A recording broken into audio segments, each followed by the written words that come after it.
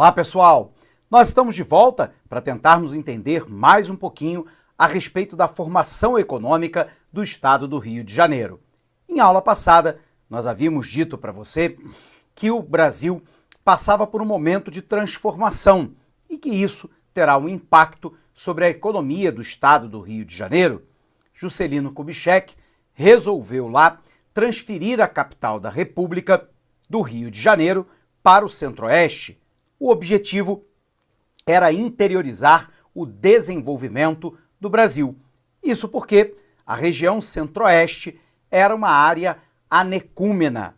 O conceito de área anecúmena é uma área pouco ou não ocupada.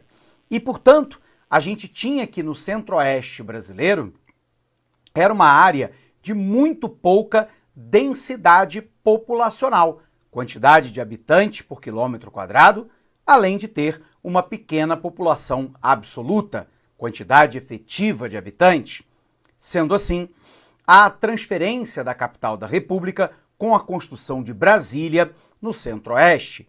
Bom, isso terá um impacto significativo sobre a economia e a política do estado do Rio de Janeiro. Você se lembra que, por essa época, a cidade do Rio de Janeiro tinha o status de Estado da Guanabara, porque era a sede do Distrito Federal. No momento em que a capital da República vai para Brasília, nós temos uma situação incômoda, porque o estado do Rio de Janeiro tinha como capital Niterói. A cidade do Rio de Janeiro era o estado da Guanabara.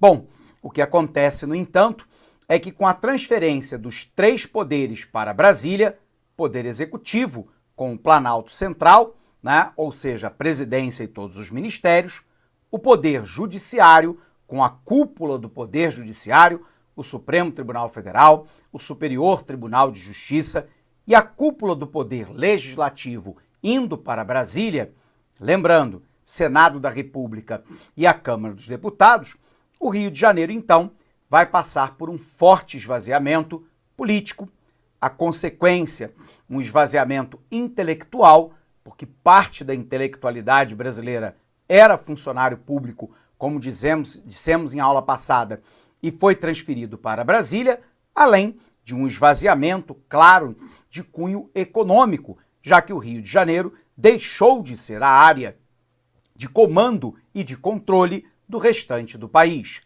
Bom, JK também vai construir lá a rodovia Belém-Brasília, que será a primeira ligação entre a região norte e o centro-sul do país, também com o objetivo de integração nacional, além do qual ele também irá constituir a SUDENE, a Superintendência de Desenvolvimento do Nordeste, para levar mais desenvolvimento para aquela macro-região. Mas como que nos importa é o impacto da transferência da capital da República para o Rio de Janeiro, nós já assistimos a um esvaziamento político, intelectual e econômico. O estado do Rio de Janeiro só voltará a um início de um processo de recuperação em meados da década de 1980, quando é descoberto então petróleo na bacia de Campos, no norte e noroeste do estado do Rio de Janeiro. Acompanhe aqui. Bom, pessoal, o governo JK comanda o Brasil, de 1956 a 1961, e uma das medidas tomadas no seu governo terá um grande impacto sobre o Rio de Janeiro, a transferência da capital federal para o Centro-Oeste, cujo objetivo era interiorizar o desenvolvimento brasileiro. Porém, a situação alcançada para o Rio de Janeiro foi um esvaziamento econômico, político e intelectual. A gente vai observar, contudo, que durante o governo de JK, nós tivemos a criação da Universidade Federal do Estado do Rio de Janeiro, mais tarde redenominada de Universidade Federal Fluminense, que fica em Niterói. Foi criado também as Centrais Elétricas Fluminenses, mais tarde denominada de Companhia de Eletricidade do Estado do Rio de Janeiro, mais tarde privatizada, virando a Ampla, e lembrando que esta mais recentemente, ganha uma nova denominação de Enel. Tudo bem? Bom, dito isso, a gente sai então do governo JK para entender a formação do Rio de Janeiro a partir do regime militar. Os militares assumem o poder no Brasil em 31 de março de 64 e permanecem nele até janeiro de 85. A gente vai poder perceber, então, que uma das primeiras atividades dos militares será a construção de grandes obras públicas. O estado do Rio de Janeiro irá receber pelo menos duas dessas grandes obras.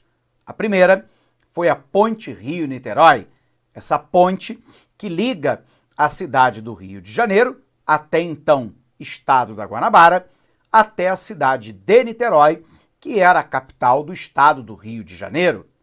Com a construção da Ponte Rio-Niterói, ficou absolutamente insustentável a ideia de que o Rio de Janeiro se mantivesse na condição de estado da Guanabara. Resultado, em 1975, o regime militar resolve extinguir o estado da Guanabara, fazendo a sua fusão com o estado do Rio de Janeiro.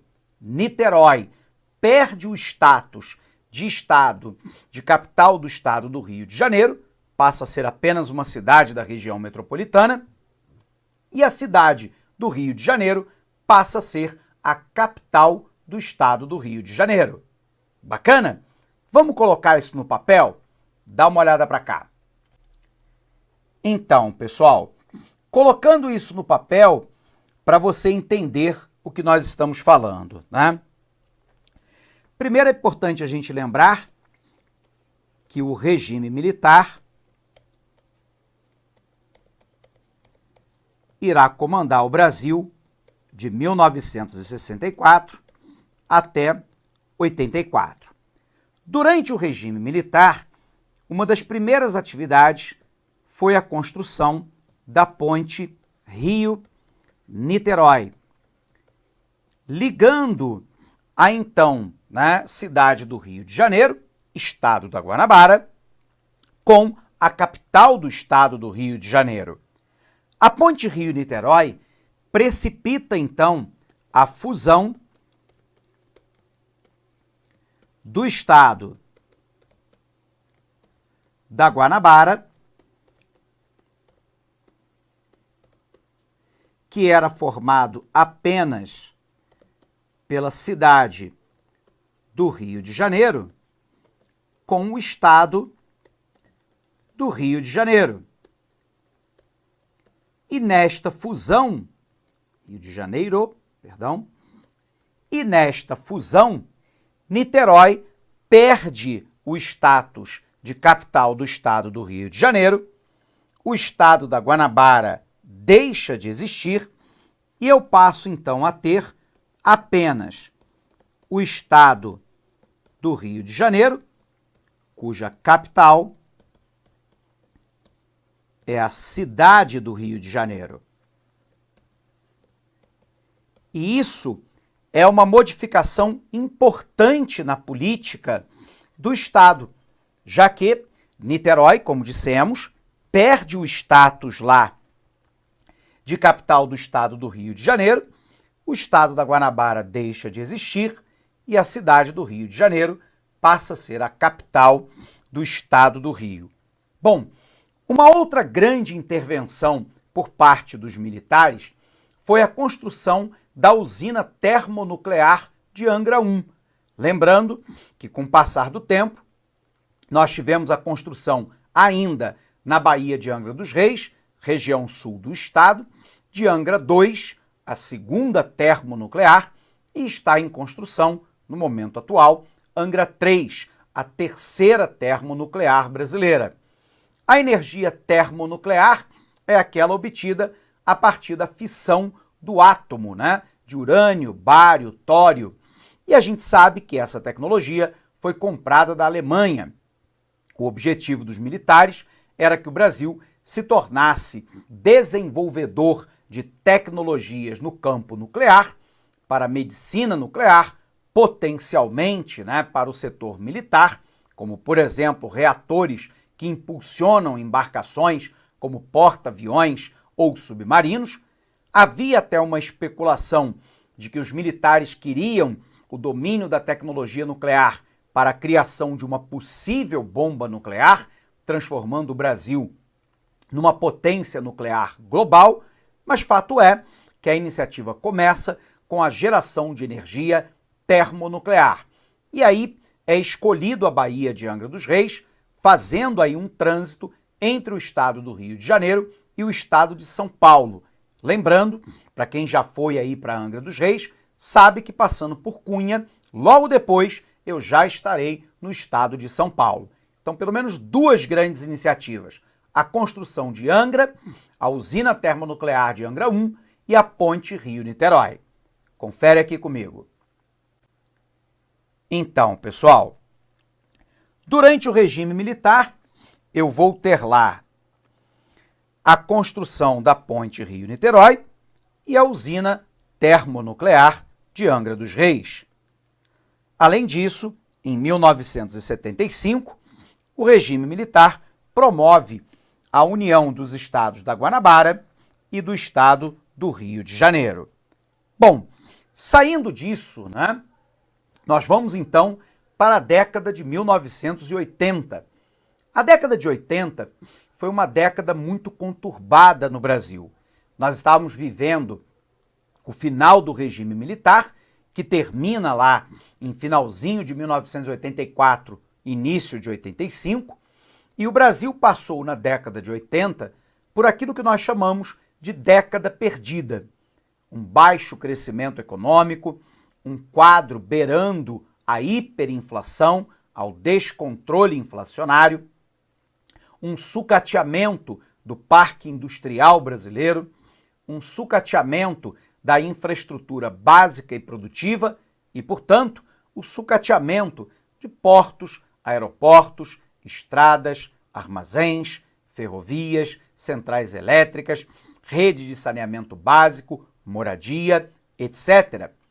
Período marcado por uma escalada do desemprego e o crescimento da informalidade.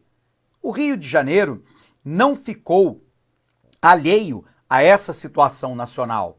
E aí nós vamos ter, ao longo da década de 80, um crescimento exponencial do processo de favelização do Rio de Janeiro. Lembrando para você que favela se caracteriza por alguns quesitos fundamentais. Favela é uma ocupação irregular de terra devoluta ou de terceiros. Professor, o que é uma terra devoluta? É uma terra que pertence ao Estado e, portanto, né, é uma terra pública. Então, a favela é a ocupação irregular de terra devoluta ou de terceiros, notadamente em áreas de risco, no Rio de Janeiro, sobretudo em margem de rodovia, em margem, né, de rio e também em área de encostas, marcado pela autoconstrução, sem apoio técnico, portanto, cada família vai lá construindo a sua casa porque não tem recursos para pagar um engenheiro estrutural, civil, um engenheiro civil e também um arquiteto. Essas moradias, via de regra, não são regularizadas perante o poder público. Mas o que mais marca a favela é a ausência do Estado. O Estado não se faz presente, via de regra, com saúde pública, com educação pública, arruamento, regularização fundiária, policiamento, transformação daquela área e incorporação à área urbana.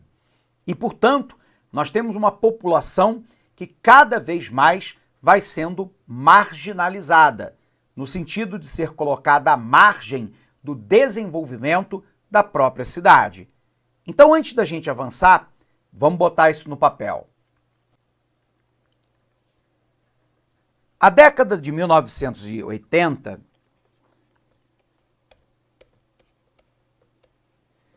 será marcada no Brasil como a década perdida. E essa década perdida terá reflexos no estado do Rio de Janeiro. Um desses reflexos será lá o aumento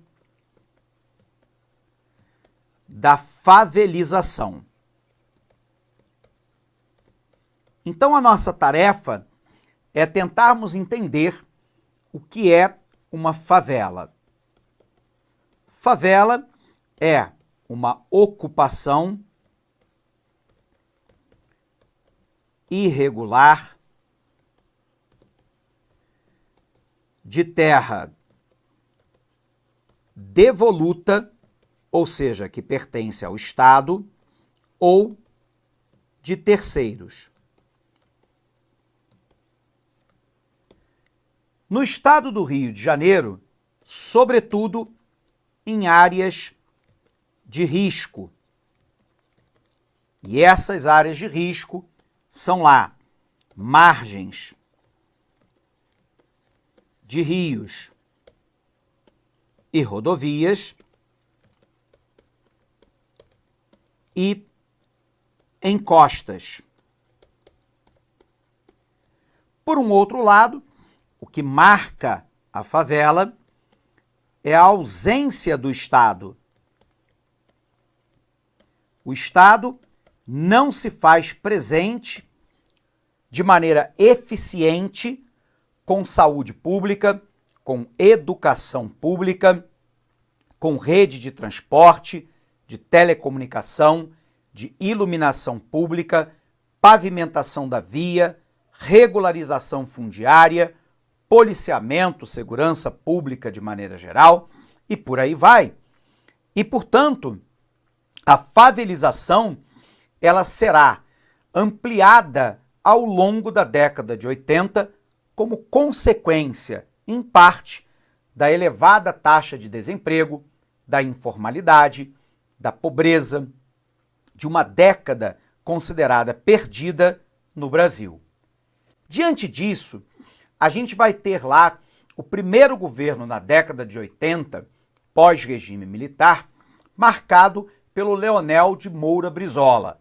Leonel Brizola era do PDT, Partido Democrático Trabalhista, tradicionalmente um partido vinculado aos sindicatos, à classe trabalhadora, às camadas mais pobres da população. Era considerado um governo de esquerda dentro do Brasil. E aí a grande preocupação de Leonel Brizola vai lá para a área social. Então nós temos algumas intervenções que aconteceram no estado do Rio de Janeiro, que foram intervenções, em alguns casos, consideradas muito bem-sucedidas na área social. Uma das primeiras foi a criação do CIEP, do Centro Integrado de Educação. Esse CIEP, que era chamado no Rio de Janeiro de Brizolão, lembrando que de lá para cá houve o desmonte desse sistema de educação, que era considerado muito caro. Vamos lembrar, quando o CIEP foi criado, as crianças eram educadas em tempo integral. Eu tive a oportunidade, eu sou geógrafo e sou economista também, eu tive a oportunidade de, quando estudante, estagiar num CIEP. E no CIEP, as crianças entravam lá às 7 horas da manhã, você tinha o café da manhã, um café da manhã de qualidade para essas crianças, elas tinham aulas no período da manhã até o meio-dia das disciplinas normais que todos nós nos acostumamos a ter, como língua portuguesa, matemática, ciência, geografia, história, arte. Tinha o almoço na própria unidade e a partir da 1h da tarde, os alunos em alguns dias da semana, eles tinham um reforço das disciplinas do turno da manhã e em outros dias da semana, eles tinham aula de judô, em algumas unidades de karatê, de capoeira, de natação, de artes cênicas, balé, dança, enfim, música.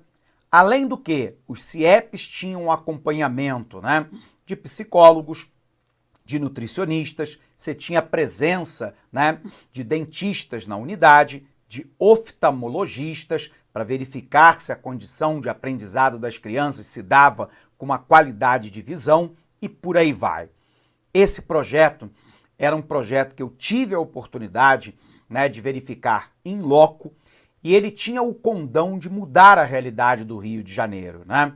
E naquela época, Leonel Brizola já dizia que a criança hoje amparada por uma escola em horário integral não virará o criminoso de amanhã.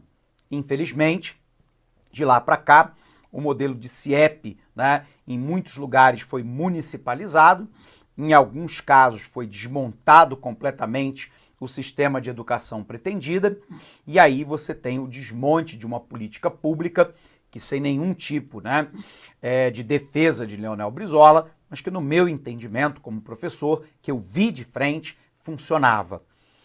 Há uma outra intervenção dele no Estado, que será a criação da linha vermelha. E a linha vermelha, naquela época, se dizia que serviria para desafogar em definitivo a Avenida Brasil, que ligava lá o centro do Rio de Janeiro à área da Baixada Fluminense. Aqui há um grande erro cometido nesse e nos outros governos que o sucederam, que foi investir no modal rodoviário de transporte. O modal rodoviário é um modal caro, porque ele utiliza um hidrocarboneto fóssil caro, que é o petróleo, óleo diesel, gasolina e derivados. É poluente, porque lança grande quantidade de dióxido de carbono e outros poluentes na atmosfera. No Rio de Janeiro, o sistema é lento de tráfego, causando lá uma perda de qualidade de vida para a classe trabalhadora, que demora 2 horas ou mais no trajeto ida e volta para casa. O sistema tem uma baixa capacidade de carga, um ônibus, na melhor das hipóteses, carrega lá 80 passageiros, enquanto que um vagão de um trem carrega 100 passageiros e uma boa locomotiva empurra até mais de 20 composições. Portanto, a capacidade de transferência do modal ferroviário ou metroviário é muito maior. O sistema rodoviário é muito sujeito a acidentes e, portanto, não é um modal adequado, sobretudo para uma grande região metropolitana como o Rio de Janeiro. E, portanto, a linha vermelha, em pouco tempo, ficou congestionada. Para todos nós que fazemos uso da linha vermelha diariamente, sabemos que no período da manhã, em direção ao centro do Rio, período da noite, em direção à Baixada Fluminense, é uma via completamente congestionada. O correto deveria ter sido ampliar a rede de transporte metroviário, metrô, e de transporte ferroviário de superfície. Mas isso não foi feito. Uma outra atividade durante o governo Brizola foi a criação do sambódromo. O samba, ele é muito mais do que simplesmente aquilo que nós vemos durante o período do carnaval. Ali é uma manifestação artística, cultural das nossas comunidades que encanta o mundo inteiro. Mas o samba cria emprego e renda durante todo o ano, para aqueles que vão preparar a escola de samba para aquele momento lá, considerado especial do sambódromo.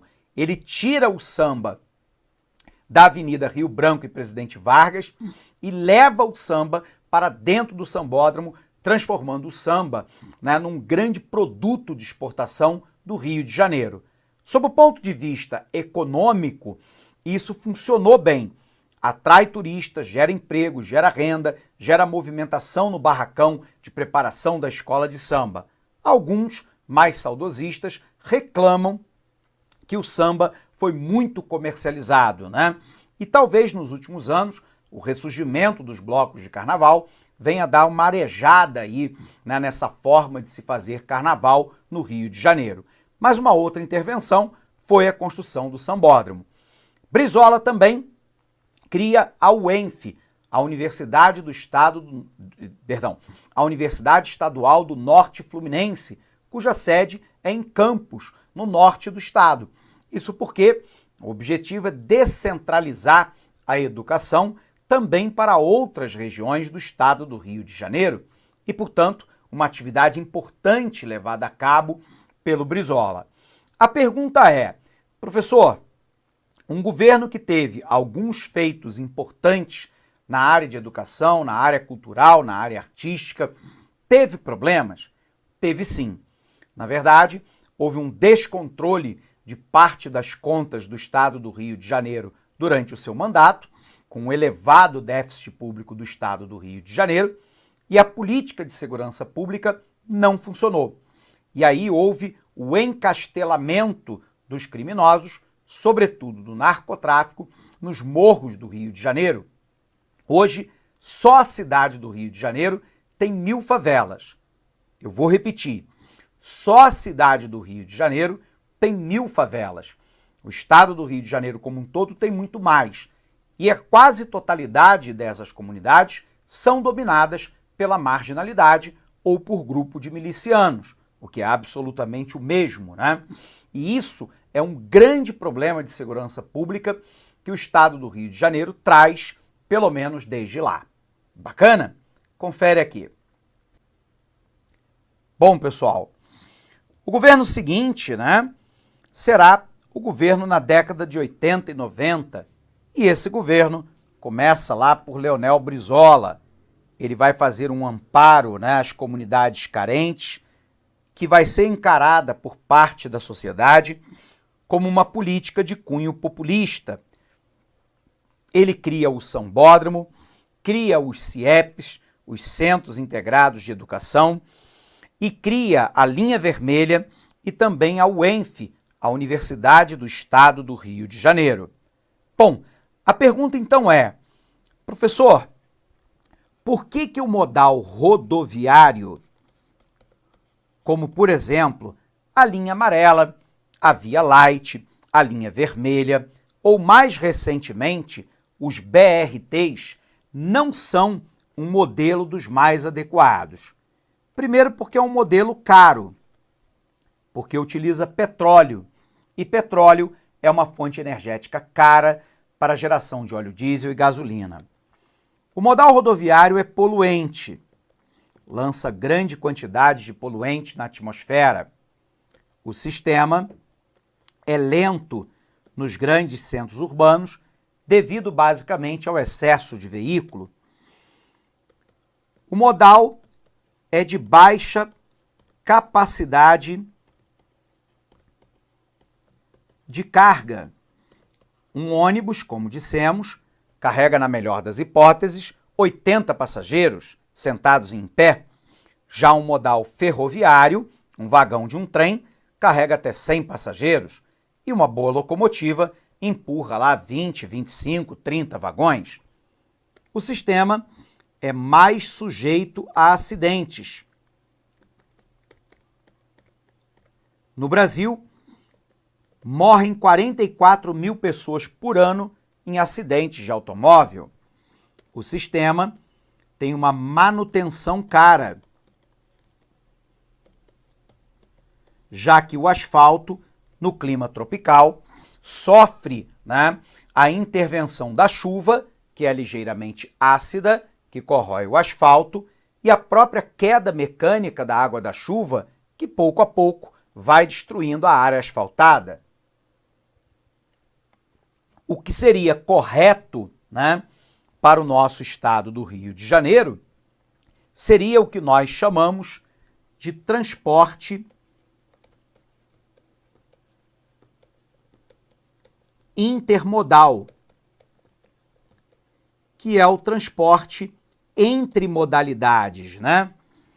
Nós teríamos lá o sistema ferroviário,